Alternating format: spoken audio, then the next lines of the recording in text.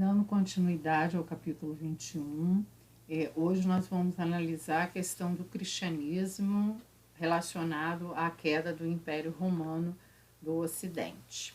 E aí eu fiz uma revisãozinha, né? A crise do Império Romano, o esqueminha que nós vimos no último vídeo.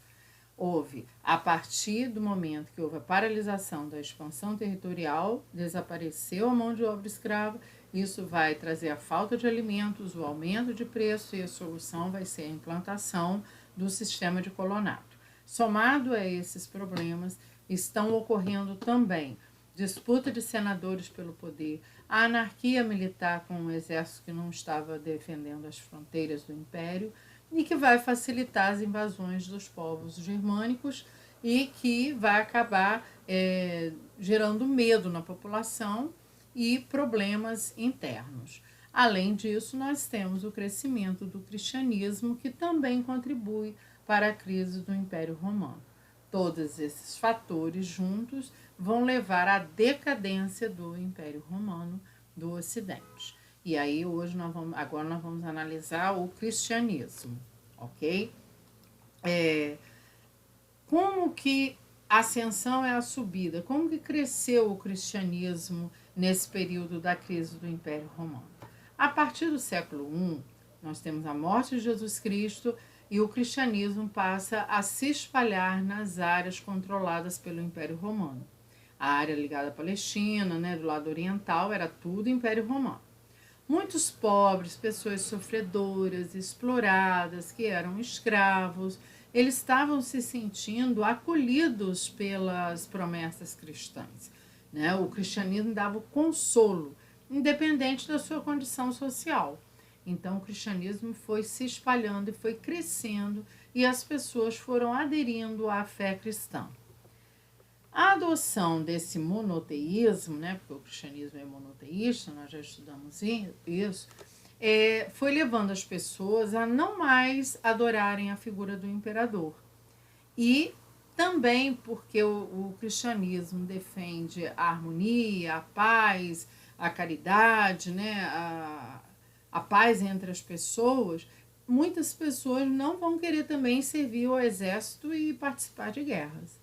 Isso tudo vai incomodar as autoridades imperiais. E aí o governo começa a promover uma série de perseguições a esses cristãos, e muitos deles vão morrer nos circos romanos. Então, aquela área que era de diversão passou a ser utilizado também para crucificar, para sacrificar esses cristãos que não negavam sua fé mais ao cristianismo. A situação vai começar a mudar um pouco para os cristãos depois que o imperador Constantino, já no século IV, né, já está quase no final do período de crise, o Constantino assinou o chamado Édito de Milão. O édito é o que vai, um enunciado da lei, né, vai se tornar lei. E esse Édito de Milão, assinado na cidade de Milão, assegurou a tolerância e a liberdade de culto para todos os seguidores do cristianismo. Então, daquela data em diante, a pessoa poderia ser cristã e que não poderia ser mais perseguido pelo Império Romano e nem ser sacrificado, né, nos palcos dos circos públicos. Mas isso vai gerar insatisfação em alguns elementos do governo, em alguns elementos da elite romana. Quando chega o período de Diocleciano, ele vai fazer uma reforma política administrativa dentro do império e vai dividir o império em 4 partes. Então ele cria aí o que a gente chama de tetrarquia. Tetra, 4, arquia, governo, né? Então teria 2 Augustos e 2 Césares. E aí seria 4 governantes para o império. Essa divisão que eu coloquei no mapa já não é mais a da tetrarquia. Tá? Foi a divisão em 2. Mas antes dessa divisão, nós tivemos essa região toda dividida em 4 partes. Fracassou esse sistema da tetrarquia. Quando chegou a fase de Constantino, ele vai restabelecer a unidade política no território, transferindo a capital do Oriente, que era na cidade de Bizâncio, tá? Que passou a ser alterado para Constantinopla, o nome de Constantinopla, por causa de Constantino, né? E ele vai criar também o Edito de Milão, que nós já analisamos ali, dando a liberdade, né, religiosa. Quando chegou a fase do Teodósio, em 380, ele declarou o cristianismo como religião oficial do Império Romano, proibindo as práticas religiosas não cristãs e publicando o Edito de Tessalônica. Então já criou outro documento e aí vai declarar que o Império adotou o cristianismo. Agora é oficial, então não tem mais nenhum tipo de perseguição aos cristãos, já em 380, né?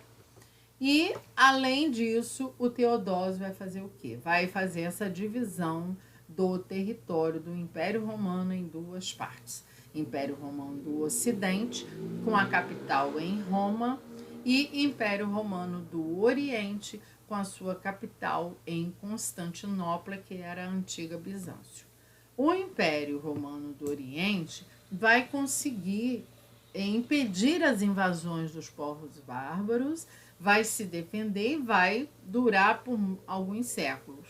Agora, o imperador do lado ocidental, ele não vai conseguir criar essa defesa total, os povos bárbaros vão invadir o território e aí nós vamos ter o fim do Império Romano do Ocidente. Essa parte verde aqui, ela entrou em declínio, né? E a partir do século V vai começar a ter uma nova estrutura social que vai ser o nosso próximo assunto, ok? Nós vamos analisar essa questão das invasões dos povos bárbaros com detalhes e aí nós vamos ver que esse lado ele acabou, só vai permanecer o lado do Oriente, tá bom? Ainda tem muita coisa para a gente discutir em relação a essa questão do Império Romano, né, o fim do Império Romano.